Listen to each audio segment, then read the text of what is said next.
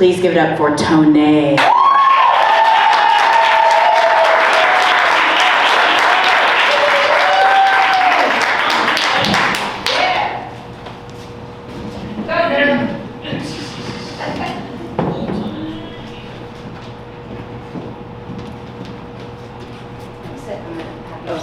Okay, guys, I'm having some type of leg issue right now.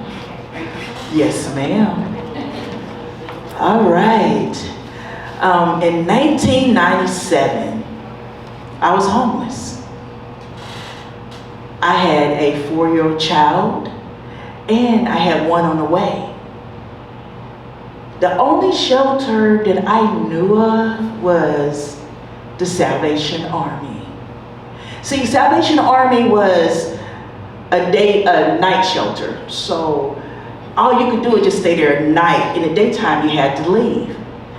I didn't know that the Salvation Army was a 3-day stay. After the 3rd day, you had to pay $7.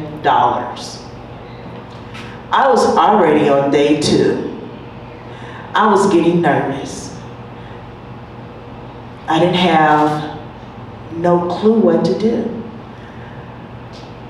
See, I got that resource book. I got the phone book because it was 1997. And I started looking up nonprofits, resources, nonprofits, churches, trying to find anything to help me get a place to stay. I didn't get lucky. That was on day 2. So that was that morning. I went home. I thought I went home, but my home was the streets. So that morning, I left, came back that night, and the lady at the front desk said, well, hey, somebody left you a message. I said, good. I couldn't wait until that 3rd day. That morning I called, and it was a Catholic priest. And he said, I have a place for you to stay, but it's not in Texas. It was in North Little Rock, Arkansas. At that time, I was mentally stressed, drained, pregnant with a 4-year-old child. I'm like, I'll take it. I'll take whatever you have to offer. So what happened is, he said, but be mindful, when you go there, you will be staying with nuns.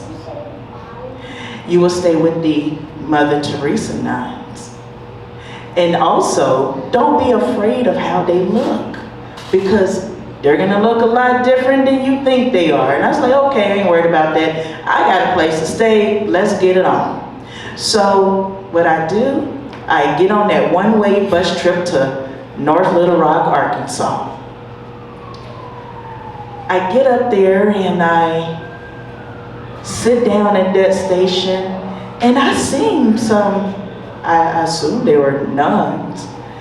They had the white sari and a blue stripe, and they had a cloth bag and prayer beads on their side, and they had on sandals. Now, if anybody know about nuns, which is I thought I did, have y'all seen Sister Act? That was what I was thinking. Black, white, have it. I was like, oh yes. I'm like, those are not nuns. So what happened is, they came up to me and they said, are you Darlene?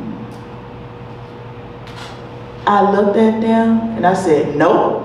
And I said right back down, because I said, I am not going anywhere with them because they do not look like what I thought they should look like. But then I started to think, I don't have anywhere to go. I'm in North Little Rock, Arkansas, no friends, no family. And why did I go here anyway? Because I didn't have anywhere to stay, and I could not provide for my children. So they came back to me again and they said, are you Darlene? And I said, yes. Now, I know some of you all might know this rule, don't get in the a white tinted window van, right? But they had a white van. But the windows was not tinted. I give you that. I followed them in that white van. And from that day on, the good, the bad, it was great. That was a wonderful experience. Now, I'm not saying being in shelter is a good thing. I'm just saying that the experience I had with them. Now, the thing that stood out the most to me was I had to wash clothes. Sounds crazy. But see, so I asked the mother on my second day there, I said, can I wash clothes? And she said, sure, you can go wash clothes. So, because I had to do it, I couldn't stay there stinking all day. So, I came down with my handful of clothes, and she gave me something. It was weird. It was metal. It had wood on the sides. It was a washing board. I said, what am I supposed to do with this? She's like, wash clothes. I'm like, it looked like something historical. Should have been a historical magazine or National Geographic. What am I going to do with this? This is 1997. So I asked her, can you teach me? And she said, yes, I will teach you.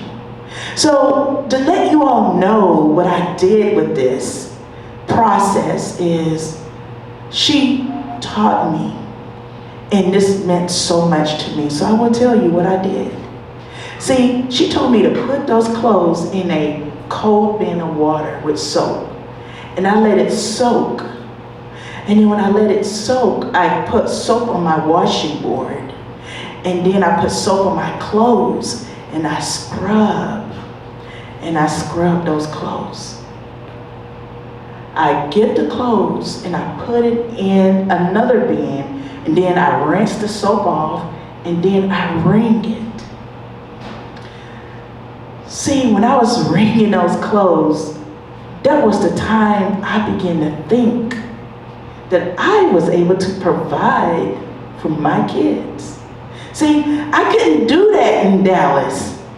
I could not do that for my 4-year-old daughter and my unborn child. But I was finally able to provide clean clothes for my children. Now, I guarantee you guys, this lady had clothespins. I'm like, where did you get clothespins from? Well, I found out they sell them at Walmart, and they still sell them now, so if you decide to wash clothes on hand. But she pulled the curtain back. Now this is a large washroom, guys. She pulled that curtain back, and I seen a spanking brand new washing machine and dryer. Now, this is really interesting. Now I know why my entire stay there, the washing machine never broke, the dryer never broke, because nobody ever used it. But it's okay. Because I learned something valuable. I learned that I can provide for my children, even if it's the smallest things. And that's what I did. And when I left that shelter, I felt like I belonged to something. Now, the name of this organization is called Missionaries of Charity. And these women truly live by their mission. Again, I want to thank you all for listening to my story.